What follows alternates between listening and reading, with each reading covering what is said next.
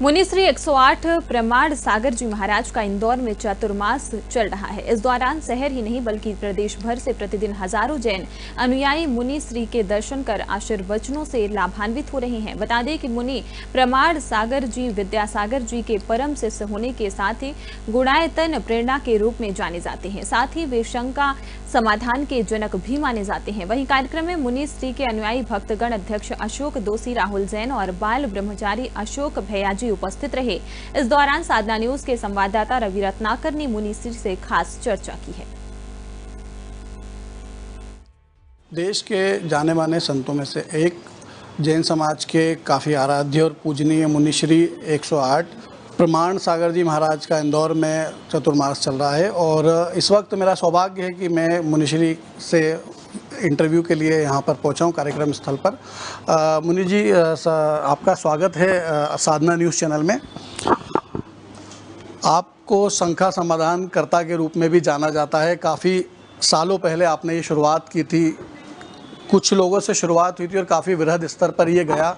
इसके बारे में थोड़ा सा बताइए, इसकी शुरुआत कैसी हुई, अब ये कहाँ तक पहुँच गया है? ये देखिए, शंका समाधान कोई सुनियोजित कार्यक्रम नहीं है।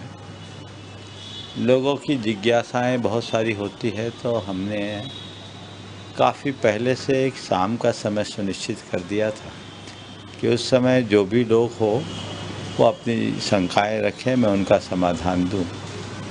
और ये 1989 से अनवरत चल रहा है। 13 अगस्त 2010 से इसका सीधा प्रसारण शुरू हुआ है पारस टीवी चैनल पर।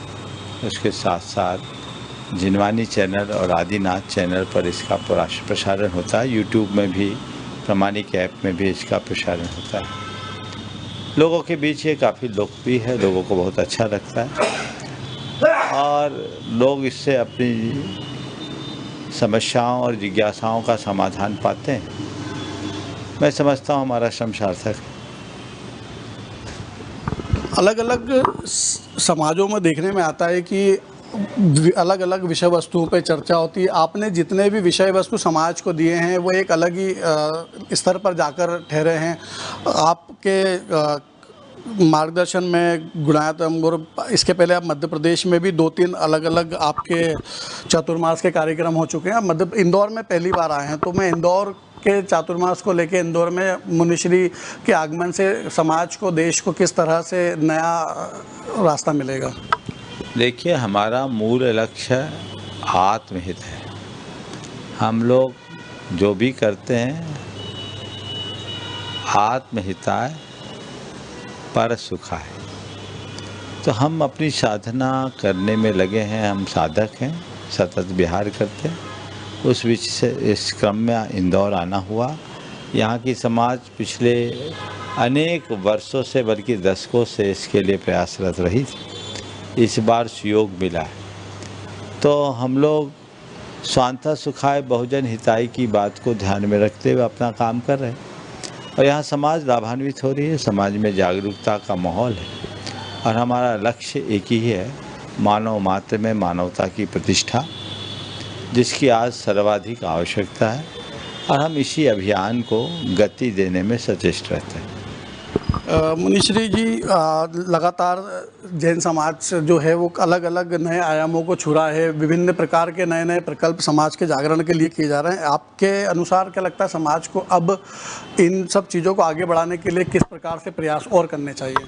देखिए, जिस तरह से संभव है उस तरह से करना चाहिए, क्योंकि सब तरफ अब संस्कृतियों का प्रसार हो रहा है और बढ़ते हुए आप सांस्कृतिक दौर में हमें सबसे ज़्यादा आवश्यकता है सांस्कृतिक निष्ठा को जगाने की। मनुष्य मात्र में जितनी जल्दी सांस्कृतिक निष्ठा को हम जगा पाएंगे, हम अपने धर्म, अपनी संस्कृति, अपनी परंपरा और देश को उतना आगे बढ़ा पाएंगे। तो इसके लिए हर साधक, हर चिंतक, हर मनीषी अपने अपने स्तर पर सोचता है और जो भी अच्छा कार्य है हमें उसका स्वागत करना चाहिए और उनको सहयोग देना चाहिए। युवा पीढ़ी लगातार जो है सोशल मीडिया के माध्यम से अपनी रास्ते से भटक जाती है और वो कहीं ना कहीं किसी के बहकावे में आ जाती है। ऐसे में जिस तरह से आपने शंका समाधान काफ़ी सालों पहले शुरू किया था और जो अब काफ़ी बड़े स्तर पर पहुंच गया है, तो ऐसे में अब आपने जो मार्गदर्शन दिया है हमारे माध्यम से, तो युवा पीढ़ी को सोशल मीडिया का सहारा लेके जो सामाजिक समरसता है उसको किस तरह से आगे बढ़ाने की आवश्यकता है? देखिए, सोशल मीडिया एक बहुत अच्छा माध्यम है, इसकी सिरे से बुराई करना कतई उचित नहीं है, लेकिन ये तभी है जब हम इसका सही उपयोग करें। हम केवल शॉर्ट्स को और रील्स को स्क्रॉल करने में अपना समय न गंवाएं, अर्थहीन कामों में अपनी शक्ति न लगाएं। कई युवा ऐसा बताते हैं कि उनके कई घंटे केवल उंगली चलाते चलाते निकल जाते, तो ये चीज़ें ठीक नहीं है। इससे हमारी क्रिएटिविटी खत्म होती है। युवा अवस्था जीवन का स्वर्णिम स्वरूप है, ये हमारे जीवन की स्वर्णिम अवस्था है। तो ऐसी अवस्था का हमें सही उपयोग करना चाहिए और एकदम रचनात्मक दिशा में चलना चाहिए। कोई भी क्रिया करे और कोई भी काम, सबसे पहले उसके औचित्य पर विचार करें, इस बात को देखें कि ये मेरे लिए कितना लाभकारी है। हम अपने समय को व्यर्थ में गंवाने से बचें, अपने आप को एक रचनात्मक दिशा देते हुए आगे बढ़ाएं, तो इसके सुपरिणाम आएंगे। और इस तरह के अंधानुकरण में लगेंगे तो हमारी सारी की सारी रचना धर्मिता समाप्त हो जाएगी। हम बिल्कुल क्रिएटिव बने, कंस्ट्रक्टिव बने और कोऑपरेटिव बनकर हम कंस्ट्रक्टिव लाइन में आगे बढ़ने की कोशिश करें। मनीष जी, एक सवाल और मैं जिस तरह से आपने बनाया कि कौशल को लेके लगातार अलग अलग तरह से प्रयास चलते रहे हैं, ऐसे में मैं ये जानना चाहता हूँ कि समाज को जिस तरह से हम देख रहे हैं कि स्वास्थ्य के मामले में भी समाज काफ़ी पिछड़ा जा रहा है, तरह तरह की नई नई बीमारियाँ, इसके पीछे क्या कारण मुनीश्री देखते हैं? क्या ये ज़्यादा से ज़्यादा संसाधनों पर निर्भर होने का परिणाम है? बहुत अच्छा सवाल आपने पूछा है। स्वास्थ्य को लेकर पूरे विश्व में बड़ी गंभीर चिंता, अपने देश में भी चिंता है। इसके कई कारण। सबसे पहला कारण तो लाइफ स्टाइल में बदलाव। लोगों की जीवन शैली पूरी तरह से बदल गई।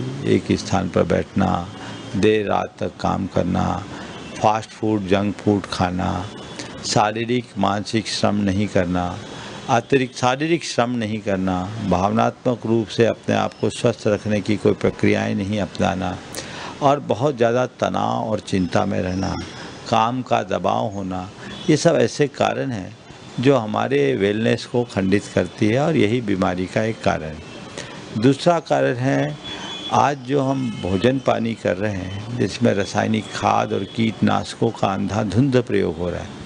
ना अब हमारे लिए अनाज शुद्ध मिल रहा है, ना सब्जियां, ना फल, सब चीज़ों में जहर है और उनमें डीटीटी का इस तरह से छिड़काव हो रहा है कि माँ के दूध में भी डीटीटी का परसेंटेज आने लगा। तो ये कैंसर जैसी जानलेवा बीमारी का बड़ा कारण बनता जा रहा है। तो ये भी एक बड़ा कारण है और जलवायु का परिवर्तन भी इसमें एक कारण है। तो ये सब चीज़ें तब ठीक होगी जब मनुष्य जागरूक होगा, प्रकृति के साथ अपना सीधा संवाद जोड़ेगा, प्रकृति के आश्रित रहने का अभ्यास बंद करेगा, जीवन शैली में बदलाव लाएगा। स्वस्थ जीवन शैली अपनाकर ही हम स्वस्थ जीवन जी सकेंगे। इसलिए व्यक्ति को स्वस्थ जीवन शैली अपनाना चाहिए, शाकाहार को अपनाना चाहिए, उसे सुख का आधार मान करके चलना चाहिए। मुनीश्री, हाल ही में हमने देखा कि तिरुपति बालाजी मंदिर का एक बहुत चर्चित मामला सामने आया, जब किसी व्यक्ति की शिकायत पर या किसी राजनेता की शिकायत पर वहाँ मिलने वाले प्रसाद श्री का जब लैब में टेस्ट कराया गया तो पता चला कि उसमें कोई पशु चर्बी या कोई ऐसी चीज़ जो अनाधिकृत रूप से नहीं होना थी। बाद में पता चलता है कि उसका घी जो है वो मिलावटी था। इसको मुनीश्री कैसे देखते हैं कि क्या ये राजनीतिक रूप से भ्रष्टाचार है या फिर वहाँ का जो भी संस्थान है उनकी तरफ से लापरवाही है? देखिए, इस घटनाक्रम की मुझे पूर्ण जानकारी नहीं है, लेकिन जितनी जानकारी मुझे है उस आधार पर मैं ये कह सकता हूँ जो कुछ है बहुत दुर्भाग्यपूर्ण। किसी भी तीर्थ, किसी भी मंदिर की पवित्रता हमें बचा के रखना चाहिए, बना के रखना चाहिए। और तिरुपति बालाजी तो एक बहुत ही हमारे देश का बहुत मान और ख्यात तीर्थ क्षेत्र है, जहाँ जाने वाले लोग बहुत भावना से जाते हैं। और वहाँ यदि इस तरह की पशु चर्बी जैसे कृत्य हुए हैं तो ये बहुत दुर्भाग्यपूर्ण है। ये लोगों की भावनाओं से खिलवाड़ है, ये घोर अधर्म है, अनीति है। इस पर तुरंत सुधार होना चाहिए और इसके कारणों का विचार होना चाहिए। आखिर ऐसा क्यों हुआ, या यह किसी अन्य षड्यंत्र के कारण तो नहीं हुए, या एक प्रक्रियागत दोष है। इस पर हमें देख करके विचार करना चाहिए और मैं तो इसकी घोर निंदा करूंगा और सभी निंदा करेंगे। और साथ ही साथ मैं ये भी सुनिश्चित करना चाहता हूं कि जहां कहीं अन्य मंदिरों में भी यदि इस तरह के मिलावटी द्रव्यों का प्रयोग हो रहा है तो उसे तत्काल प्रभाव से रोका जाए, क्योंकि मंदिरों, तीर्थों और पवित्र स्थानों की पवित्रता बनाए रखने में ही समाज में पवित्रता रहे। मुनीश्री जी, हम देखते हैं कि बचपन से ही हमने देखा है कि जैन संत जो होते हैं उनका काफ़ी त्याग और समर्पण होता है।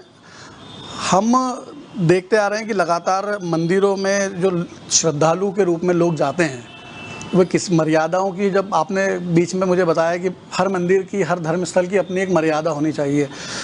ड्रेस कोड को लेके हम कुछ ऐसा कुछ प्रयोग कर सकते हैं कि वहाँ पर एक संस्कारित परिधान के रूप में ही जाए, ताकि उनको वहाँ किसी प्रकार का कोई डिस्टर्बेंस ना हो मंदिर प्रशासन को किसी भी धर्मस्थल में। देखिए, होना चाहिए और ये बहुत अच्छा सुझाव, इस तरह का प्रयास होना चाहिए। शॉर्ट्स पहन करके मंदिर न जाए, मंदिर जाए तो भारतीय परिधान पहन करके जाए। और ख़ासकर महिलाओं के संदर्भ में मैं ये कहूँगा कि आजकल देखने में आता है पुरुषों के वस्त्र तो बड़े होते जा रहे हैं, उनके छोटे होते जा रहे हैं। तो इस पर विचार करना चाहिए। आप दुनिया में जैसे जाए वैसे जाएं, पर मंदिर में तो आपको अपनी मर्यादा का पालन करना ही चाहिए।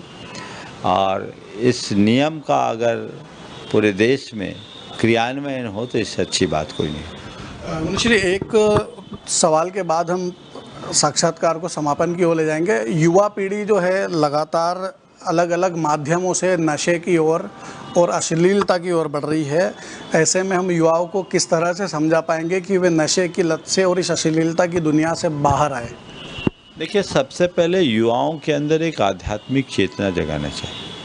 उन्हें हमें आत्मबोध कराना चाहिए, उन्हें इस बात का एहसास कराना चाहिए कि वो आखिर हैं कौन, उनका जीवन क्या है, जीवन का मूल्य और महत्व क्या है। ये पल भर की मस्ती से जीवन कितना खंडित होता है, ये बातें हमें समझ करके चलना चाहिए। और जब हम युवाओं के अंदर आध्यात्मिकता का संचार करेंगे, जीवन मूल्यों का बोध कराएंगे, उनके हृदय में संस्कारों की प्रतिष्ठा होगी, तभी उनमें बदलाव आएगा। अन्यथा आज का जो वातावरण है बहुत ही गंभीर और चिंताजनक है। हमें युवाओं को, और युवाओं के लिए तो मैं यही कहूँगा कि वे अपने जीवन के मूल्य और महत्व को समझें और बुरी आदतों से अपने आप को बचाएं, क्योंकि ये जीवन बहुत मूल्यवान है। जीवन अच्छाइयों को संजोने के लिए मिला है, बुराइयों में बर्बादी के लिए नहीं। इसे हमेशा ध्यान में रखें। मुनीश्री, गुणायतन शिखर जी के बारे में भी मैं कुछ जानना चाहता हूँ, अगर आप मेरा मार्गदर्शन करेंगे तो। देखिए, गुणायतन समेत शिखर जी में एक प्रकल्प है जो समाज के गुणात्मक परिवर्तन का आधार बनेगा। वहाँ दृश्य श्रव्य माध्यम से एक अच्छा प्रोजेक्ट बनने जा रहा है, जो भारतवर्ष का ऐसा अनूठा प्रयोग होगा जिसे अनुभव केंद्र के नाम में जाना जा रहा है। और अंतर्राष्ट्रीय मानकों के अनुसार ये पहला थीम पार्क होगा जिसमें ट्रिपल एक्सपीरियंस होंगे। वहाँ सोरिंग राइड होगी और एक बड़ी मूवी होगी 108 मिनट की, यात्रा आत्मा से परमात्मा की, जो आधुनिकतम तकनीक के माध्यम से लोगों के बीच दिखाई जाएगी और व्यक्ति आत्मा से परमात्मा होने का संपूर्ण साक्षात्कार कर पाएगा और अपने जीवन को समझने में समर्थ हो पाएगा। और आबाल वृद्ध जैन अजैन सब उससे जीवन के मर्म का बोध कर सकेंगे। उपक्रम वहाँ चल रहा है, अन्य भी उपक्रम उसके साथ है, मंदिर है और अन्य चीज़ें बन रही है, लेकिन ये अपने आप में अद्भुत चीज़। ये माना जाए मुनीश्री कि ये जो प्रकल्प रहेगा ये आधुनिक टेक्नोलॉजी के माध्यम से जीवन दर्शन माना जाए इसको? पूरा, हाँ, मैं ये कहूँगा कि पोथियों की बातों को लोग पलों में जान पाएंगे और जीवन के मर्म का बोध कर पाएंगे।